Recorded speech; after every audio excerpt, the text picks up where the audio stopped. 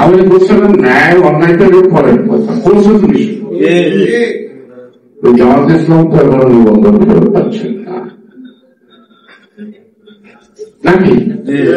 সেটা সরকার খুব গুরুত্ব দিচ্ছে জামাত ইসলামকে, নিবন্ধনের দরকার নেই। কারণ এই সরকারের একজন বই আছে, তার স্বামী আছে, তাদের নাকি কাবিল নেই।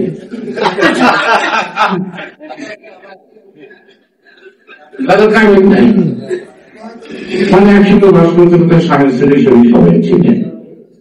যদি জিজ্ঞেস করার কাবিল আছে কিনা দেখাইতে পারবে কিনা সন্দেহ আছে। তো সুতরাং আমাদের নিষিদ্ধ ঘোষণা করতে হবে, এটা জনগণের দাবি করতে হবে কেন? যদি হাসিনা নির্বাহী ক্ষমতা বলে জামাত ইসলাম নিষিদ্ধ ঘোষণা করতে পারে, তাহলে আপনি এই নাটকবাজি করে জনগণ চায় কি বুঝাতে চান, কি বুঝাতে চান, এটা আমাদেরকে বুঝতে হবে। আমি ব্যক্তিগত ভাবে আপনাদের সাথে একমত মত পোষণ করছি না। আমি রাজনৈতিক অভিজ্ঞতার আলোকেও বলছি, কখনো কোন রাজনৈতিক দল নিষিদ্ধ করণের মধ্যে রাজনৈতিক সমস্যার সমাধান হয় না। সমাধান মানসিকতা। তাই ফ্যাসিবাদীরা যেভাবে দেহ চালাইছে, আপনি যদি একটা ন্যায়ভিত্তিক সমাজ রাষ্ট্র বিচার বিভাগের স্বাধীনতাকে নিশ্চিত করতে পারেন, আইনের শাসনটাকে বলবৎ করতে পারেন, তাহলে কোন দল কখন নিষিদ্ধ হবে সেটা জনগণের মন্তব্যই দেখা যাবে। কারণ পাকিস্তান সৃষ্টির পিছনে মূল শক্তি মুসলিম লীগ। আজকে কি বাংলাদেশে খুললে মুসলিম লীগ পাওয়া যায়? আসা নাকি? ন্যাশনাল আওয়ামী পার্টি বা ন্যাশনাল আওয়ামী পার্টি মাওলানা ভাসানী আওয়ামী লীগের চেয়েও সাংগঠনিক দলের শক্তি ছিল। ৭০ নির্বাচনে মাওলানা ভাসানী বললেন ভোটের এখন ভাগ চাই, এবং এখন নির্বাচন না গণতন্ত্র না, আগে সংস্কার, তারপরে একই রকম কাছাকাছি। এবং ওই ন্যাশনাল আওয়ামী পার্টি যদি নির্বাচনে নামতো, তাহলে শেখ মুজিবের আওয়ামী লীগ এত নিরঙ্কুশ সংখ্যাগরিষ্ঠতা পাওয়াটা সর্বত্র অত্যন্ত দূরদর্শী মাওলানা ভাসানী ওয়াকাবার দিয়েছে শেখ মুজিবকে একসঙ্গে রাখতে, এই বাংলার বাঙালিদেরকে, এই বাংলার স্লোগান দিয়ে কিন্তু ওই নির্বাচন হয়েছিল পশ্চিম পাকিস্তান ভার্সেস পূর্ব পাকিস্তান, বাঙালি এবং বাঙালি এবং অবাঙালি। আপনার ৭০ নির্বাচনের আগে মাঝে মাঝে একটা সময়, অর্থাৎ শুরু ঘোষণার আগে, আপনারা জানেন বলাটা সিনেমা হলের সামনে দুইটি টিকিট দেখানো হয়েছে। আমি নাম বলছি না, দুজন ছাত্র নেতা, ৩জন ছাত্র নেতা শেষে দেখা করতে এসেছে। তারপরে তার মাথার মধ্যে হাত দেওয়া যাবে, বলাটা সিনেমা হলে যেগুলো ব্ল্যাক পার্টি শুনতে আসে না, আর কি দাঁড়াই বলছে না ভাই আনন্দের আর সীমা নাই, এরা দুজন দেখান, এটা দুজন দেখা মনে করেন। কারণ সারা দেশের প্রত্যেকটা জায়গায় খালিদপুর, সৈয়দপুর, ঢাকায় বিহারি বাঙালি একটা ঢাকায়, এই বিহারি বাঙালির রায়ের থেকে কিন্তু বাঙালিদেরকে এক করে দিল শেখ সাহ। এইসব বিষয়গুলো সে ভালো বুঝতে, কখন কোনটা নদী আগুন দিয়ে কোনটা জ্বালানো যায়। তাই আজকে United People's Party captain Habib Chowdhury আছে নাই, আমরা অনেক রাজনৈতিক দলের সময় যা সব এটা তোমার মুখ্যতন্ত্র দিয়ে আমার দেখতে হবে অনু পরমাণু কত টুকরা হয়েছে, ওদের একখানে চাষ করা যায় না। সুতরাং জনগণের আকাঙ্ক্ষা বিরোধী, জনগণের ইচ্ছার বিরুদ্ধে যে সকল রাজনৈতিক দলের কর্মকর্তা থাকে, তারা একসময় এমনি বিলীন হয়ে যায়। আমরা ছোটবেলায় যে সময় মাছ খেয়েছি বা অনেক কিছু দেখেছি, এখন বাজারে পাওয়া যায় না, আমরা বলে বিলীন হয়ে গেছে। সুতরাং সরকার যদি, আমরা তো মনে করি যে আমাদের কিন্তু প্রয়োজন কত কাটছে, কত সোভারেন্টি, কত একটা করতেছে। ডক্টর ইউনূস সাহেব যদি বিশ্বাস করেন যে আমাদের একটা প্রয়োজন গণতন্ত্রের জন্য, আমাদের একটা প্রয়োজন স্বাধীনতা সার্বভৌমত্বের জন্য, আমাদের যদি এই চুরি চামারি করার মধ্য দিয়ে দেশটাকে শেষ করে আজকে লুটপাটের শীর্ষ রাখি সেখানে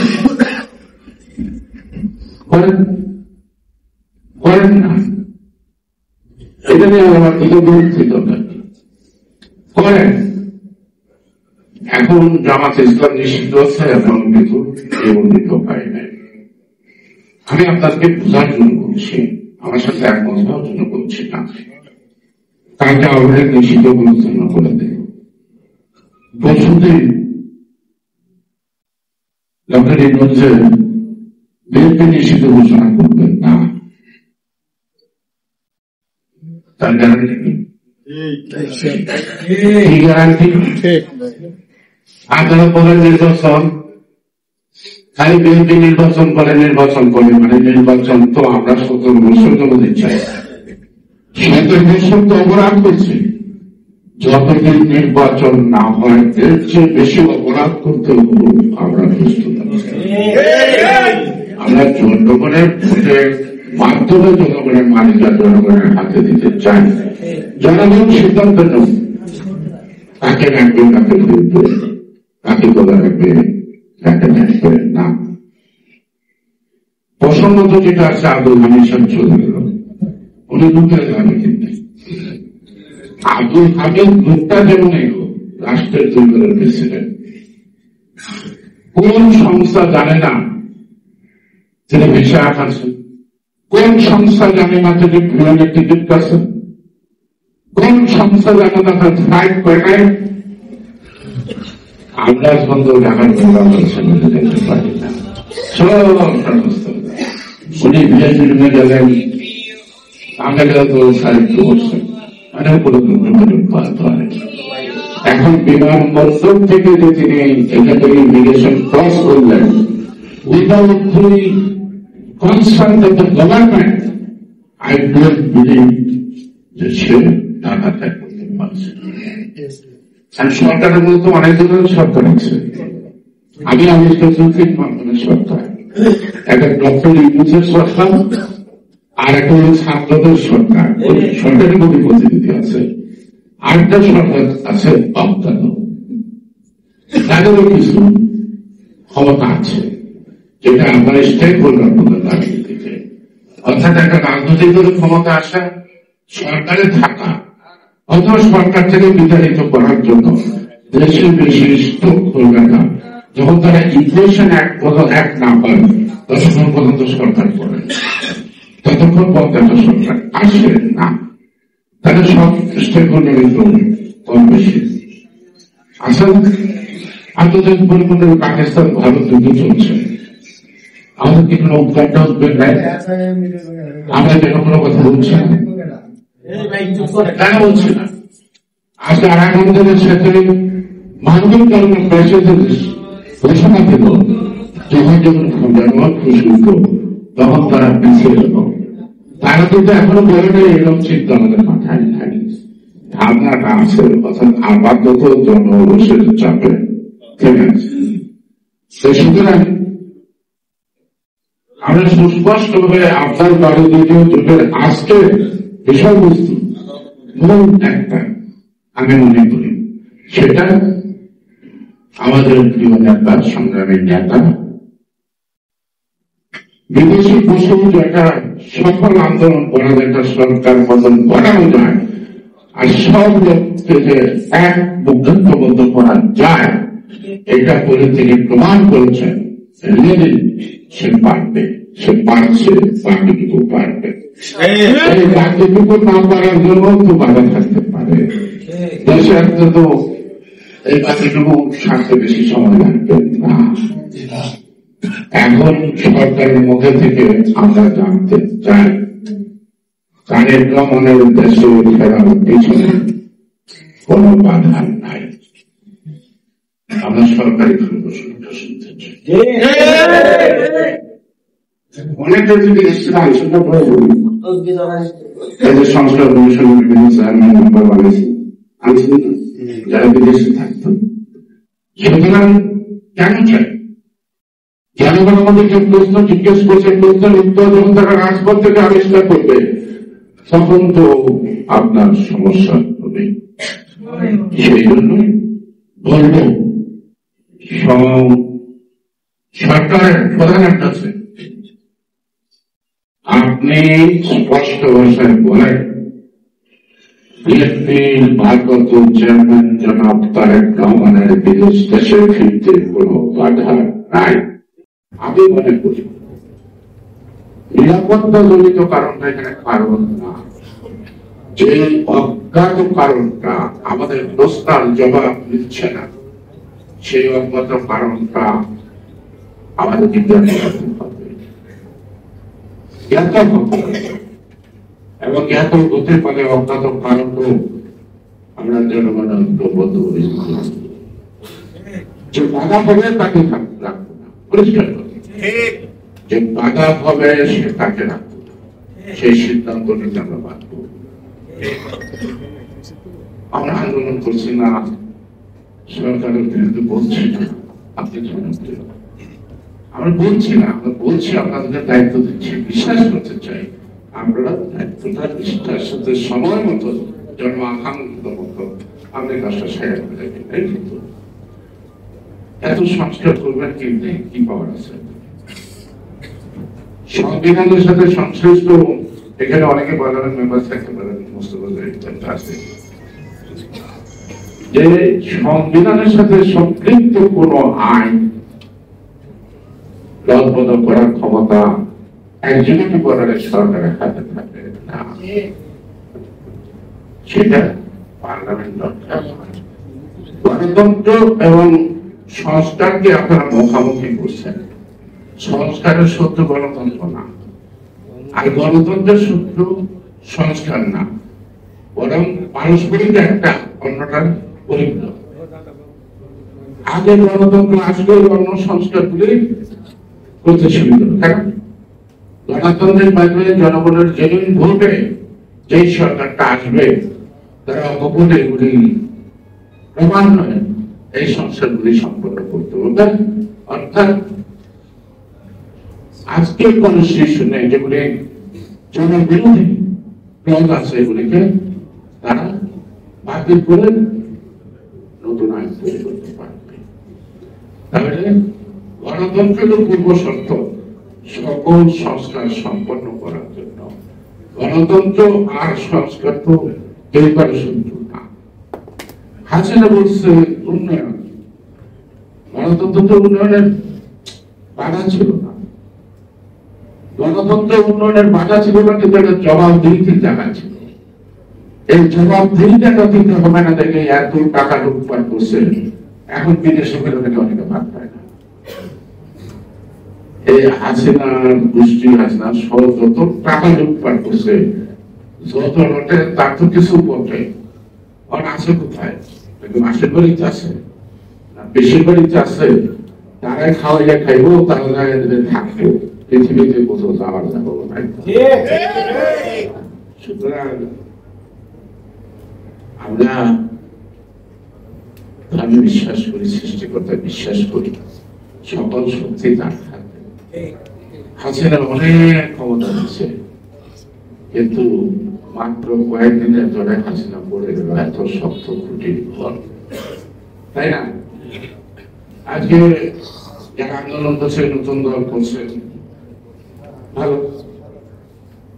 এখন এই মুহূর্তে আমি ছোট্ট একটা গল্প বলবো। একটু পাশাপাশি গ্রাম নাই, তার 200 টাকা দরকার। তো বলতো ভাই আপনার তো অনেক টাকা আছে, আমার 200 টাকা দেন, আমরা 1 মাস করে দিয়ে দেবো। সে বিশ্বাস করে টাকাটা দিয়ে গেছে, 1 মাস যায়, 2 মাস যায়, 3 মাস যায়, টাকার কোনো খবর নাই।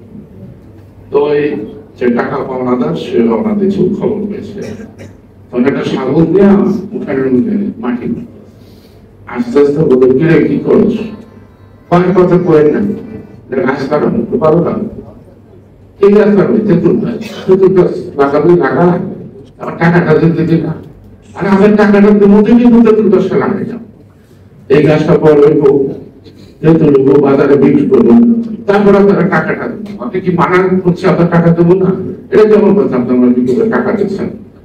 এখন এই সরকার তেঁতুল গাছের বেশি লাগাইছে, এই বিষয়তে গাছগুলো বড় লোক বড় লোক সদরিক পদ্ধতি আমার নির্বাচনের জন্য বসে থাকতে আমার এই ছোট্ট কথার মধ্যে মনে হয় আপনাদের অনেক প্রশ্নের উত্তর আসছে। আমার হঠাৎ করে দিলাম যে একটা ট্রেড লাইসেন্স পাঠিয়ে, আর ট্রেড লাইসেন্স এর কত শর্ত লাগে, এক ইনপুট লাইসেন্স কতগুলো ক্যাপাসিটি শর্ত লাগে, লাগে না? একটা রাজনৈতিক দলের নিবন্ধন জাতীয় ভিত্তিতে চালায়, একজন প্রেসিডেন্ট, একজন সেক্রেটারি, একজন হ্যাঁ হ্যাঁ আর একজন ভ্যাঁ ভ্যাঁ, চাইলে কি একটা রাজনৈতিক দলের থাকে?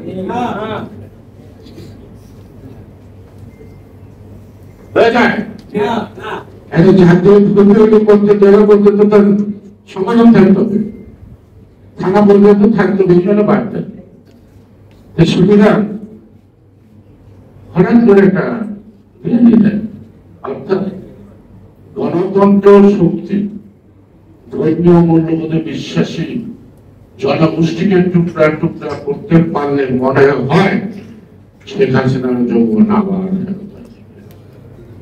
না, এই প্রশ্নের জনগণ কখনোই যে যেটাই ভাবুক যাই করুক, কিন্তু ভোটার সময় দেখা যায় জনগণ তার সিদ্ধান্ত দিতে ভুল করে, তাদের মধ্যে আছে, তারা জানে হিসাবটা মিলিত হয় কি করে। সুতরাং আমরা বিশ্বাস করি যে একটি সুষ্ঠু অবাধ নির্বাচন করলে ফলাফল যাই হোক জনগণ স্বস্তির সাথে ভোট দিয়ে তার মালিকানাটা ফেরত পাবে।